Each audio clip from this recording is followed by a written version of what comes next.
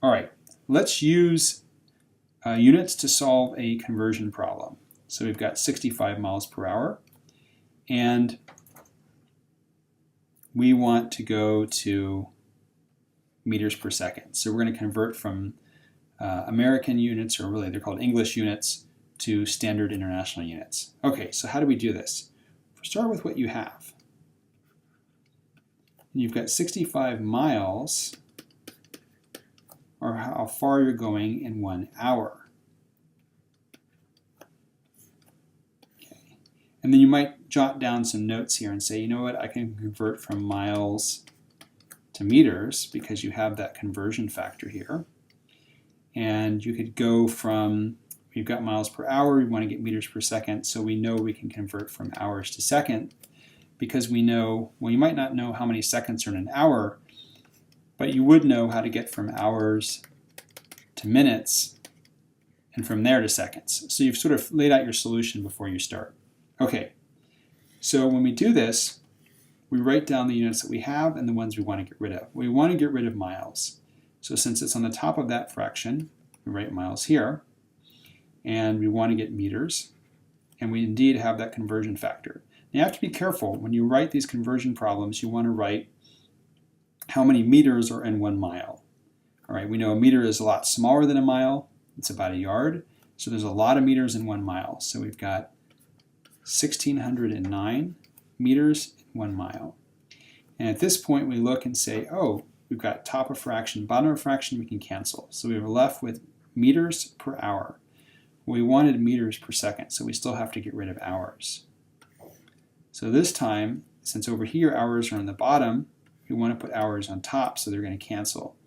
And we're going to put minutes here, since we know how to get from hours to minutes. Okay, and we know that there's 60 minutes in 1 hour. Check to make sure you don't write this backwards, right? You don't want to write that there's 60 hours in 1 minute. Okay, once you do that, you can see, oh, I can cancel hours with hours. And then we're left with meters per minute, which is not quite what we want, so we want to go from minutes to seconds. So we draw another fraction over here. And we want to get rid of minutes. We want to get seconds. And we know there are 60 seconds in 1 minute. Okay, once again, check to make sure you're writing this properly, right? That there's a lot of the small thing inside one of the big thing. Okay, then we check to see if we can cancel that. We've got, let's see, minutes and minutes, so we can cancel. And look what you're left with. You're left with meters per second, which is what you wanted. So at this point, we just take out our calculators, and we've already checked to make sure the units canceled, so we don't need to check our units because we've already canceled everything. And so we take 65, we multiply by 1609, we divide by 60, we divide by 60 again, and we get 29 meters per second.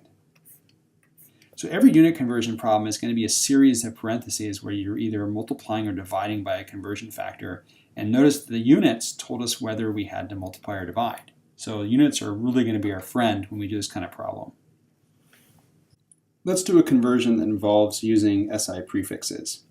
So before we do this problem, which asks us to convert a certain speed in millimeters per second into one in nanometers per millisecond, we should review those terms and what they mean. So a millimeter, we could say, is equal to 10 to the negative third meters, but equally we could say there's 1,000 millimeters in a meter.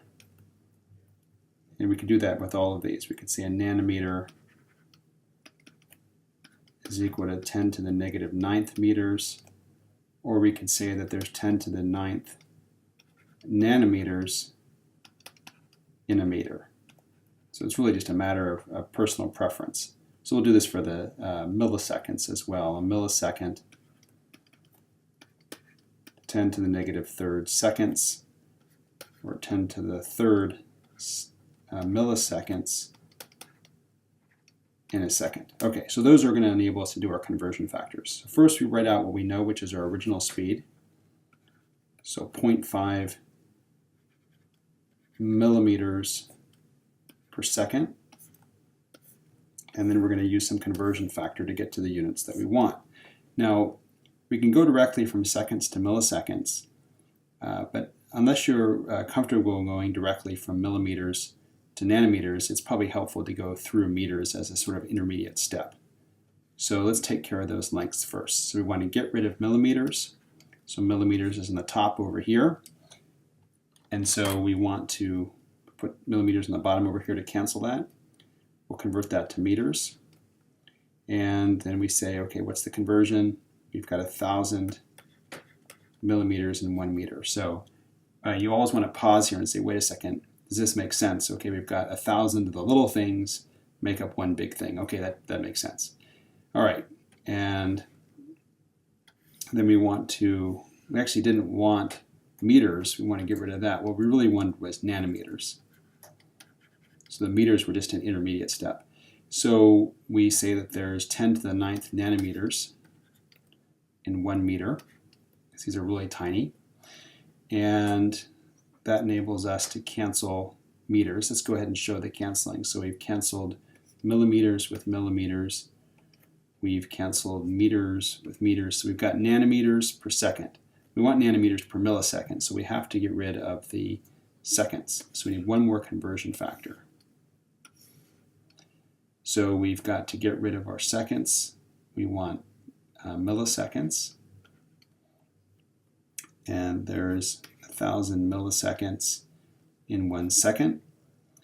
And now we're ready to go because we can see we've got our last canceling of seconds with seconds. Great. So now the only thing left is nanometers per millisecond, which is the units that we wanted. So if we look at this, we can either use a calculator, or since this is all scientific notation, we could do it in our heads. We've got 10 to the 9th on the top. We've got 10 to the 3rd and 10 to the 3rd on the bottom, so that's 10 to the 6th. So 10 to the 9th divided by 10 to the 6th is 10 to the 3rd, or 1,000. So we're going to multiply this by 1,000. And this comes out to be 500 nanometers per millisecond. Okay? And that's how we do unit conversion problems.